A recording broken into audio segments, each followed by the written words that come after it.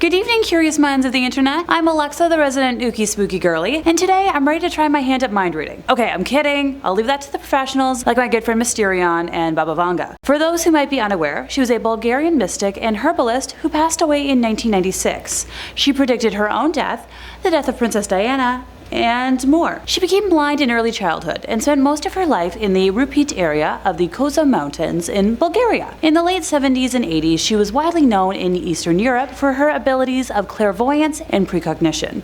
Before she passed, she left a list of predictions until the year 5079. And here are the top 5 terrifying Baba Vanga prophecies that might come true this year. In 5th place, we have a solar storm. So one of the most alarming 2023 predictions from Baba Vanga has to do with a solar storm, which could have, catastrophic consequences. For reference, the term solar storm can refer to several phenomena on the sun's surface, including solar flares and coronal mass ejections, CME for short. The latter are vast eruptions of plasma that are capable of reaching the Earth, causing geomagnetic storms that, could potentially fry power grids and cause widespread havoc. Yeah, no biggie, right? The most dramatic example in recorded history was the Carrington event of 1859. Named after British astronomer Richard Carrington, it knocked out telegraph networks and even caused fires and electric shocks. If such an event were to happen, say today, in our electrified world, the effects on communications, services, and everyday lives would be almost unfathomable. Experts believe the damage to worldwide infrastructures could lead to blackouts that last for years, triggering societal chaos and causing financial markets to go into a tailspin that would dwarf anything seen before. So,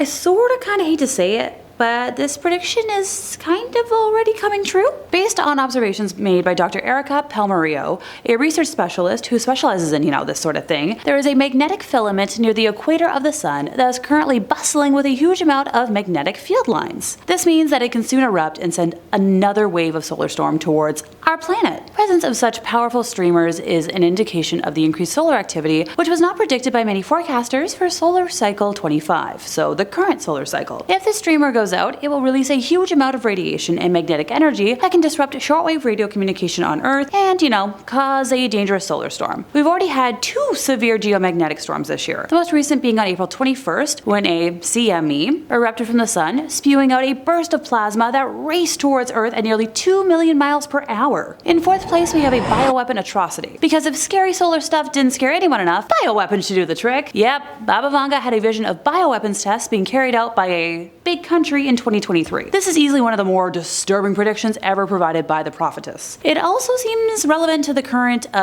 heated geopolitical context. So this had me wondering, technically what all falls under the range of, bioweapons? Might as well prepare for the worst. So biological and toxin weapons are either microorganisms like virus, bacteria, or fungi, or toxic substances produced by living organisms that are produced and released deliberately to cause disease and death in humans, animals, or plants. Biological agents like anthrax, botulinum toxin, and plague can pose a difficult public health challenge, causing, large numbers of deaths in a short amount of time. Biological agents which are capable of secondary transmission can lead to epidemics, but I feel like we all already knew that thanks to recent history. An attack involving a biological agent may mimic a natural event, which may complicate the public health assessment and response. High-threat pathogen laboratories can be targeted, which might lead to serious public health consequences. Biological weapons form a subset of a larger class of weapons, sometimes referred to as unconventional weapons, or weapons of mass destruction, which also includes, chemical, nuclear, and radiological weapons. It's impossible to know what nation Baba Vanga had in mind, and it's unclear what the extent of such experiments might be. Could it involve, stockpiled viruses?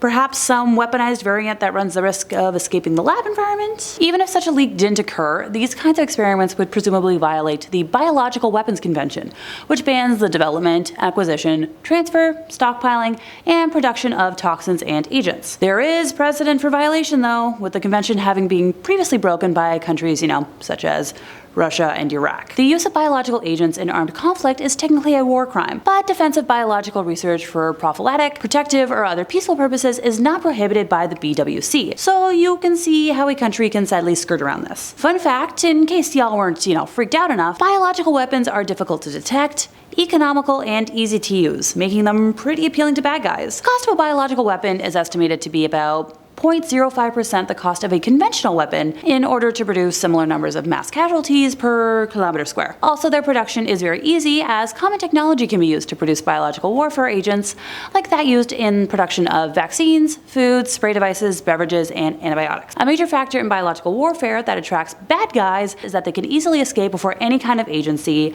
have even started their investigation.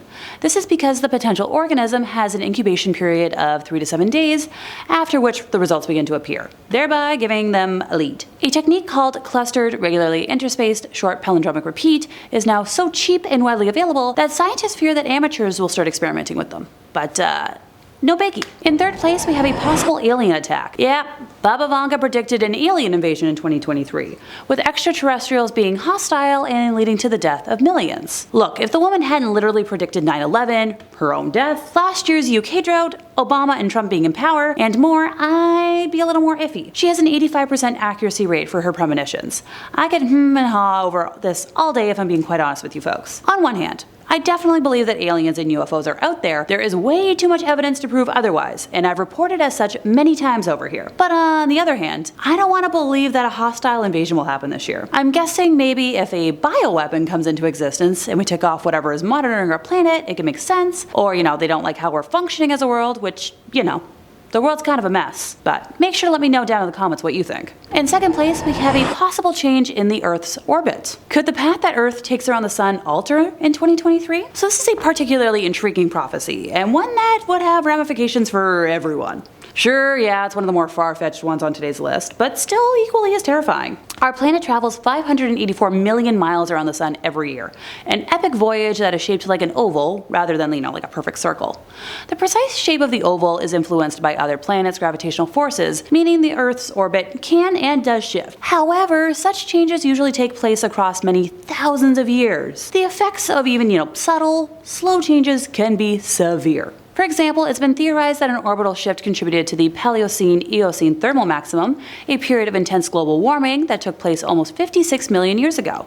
If a radical shift occurred over the course of a single year, for whatever reason, the effects would be apocalyptic. There might be soaring temperatures and radiation levels with terrible environmental consequences. And that's putting aside the possibility that the orbital shift hinted at by Baba Vanga might be caused by an asteroid impact, which could very well be, like an extinction level event. Look, I love dinosaurs as much as the next person, but I don't really want to repeat their history. Also, I do not do well in extreme heat.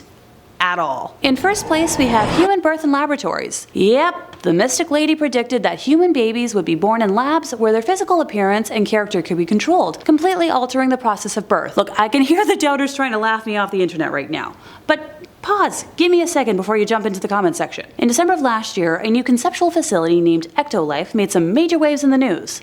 Oh, why do you ask? They're advertising themselves as the world's first artificial womb facility, offering a way for parents to produce customized babies. Yeah, no, this isn't The Sims. This is reality. The concept is thanks to Hashem Al-Ghali, who is a science communicator and molecular biologist by trade. The concept of Ectolife is allegedly based on over 50 years of groundbreaking scientific research. The facility would run on renewable energy and plans to house 75 labs, each equipped with up to 400 growth pods, or artificial wombs, which are designed to provide the same environment that is present inside a mother's womb. Parents will be able to keep track of their baby's growth and development through a screen on the pods that showcase real-time data, and that data will also be available to monitor through an app. The artificial intelligence-based system can be used to monitor the physical features of the baby and will report any potential genetic abnormalities.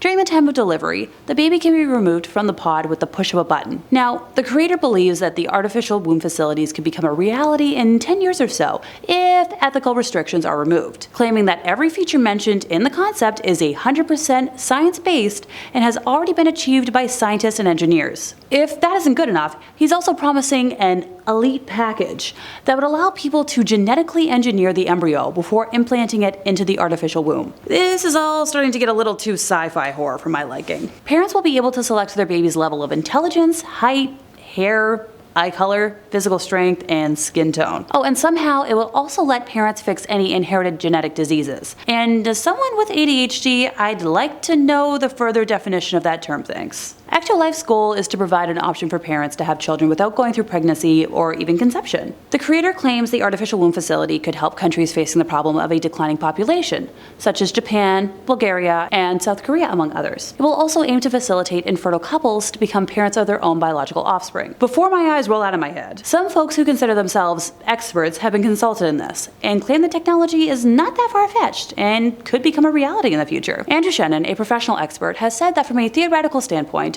it's possible and just a matter of providing a correct environment with fuel and oxygen, and he thinks that the technologies are there to be able to achieve that. He's mentioned that there are a lot of examples where babies come out of the womb extremely early and are very well looked after in incubators, which he compared to this, alleged technology. I'm not gonna lie, I'm extremely skeptical about this and just how ableist it sounds, but let me know in the comments what you all think of this possibility. And that brings us to the end of the predictions, and I'm kind of worried about the next half of 2023 if I'm being completely honest with you folks. As much as I joked earlier, I've actually experienced having a vision of the future come true once for myself, and it kind of rattled me. 10 out of 10 would not recommend. Be sure to let me know, what you think in the comments about the predictions I discussed today, if we share the same fears or not.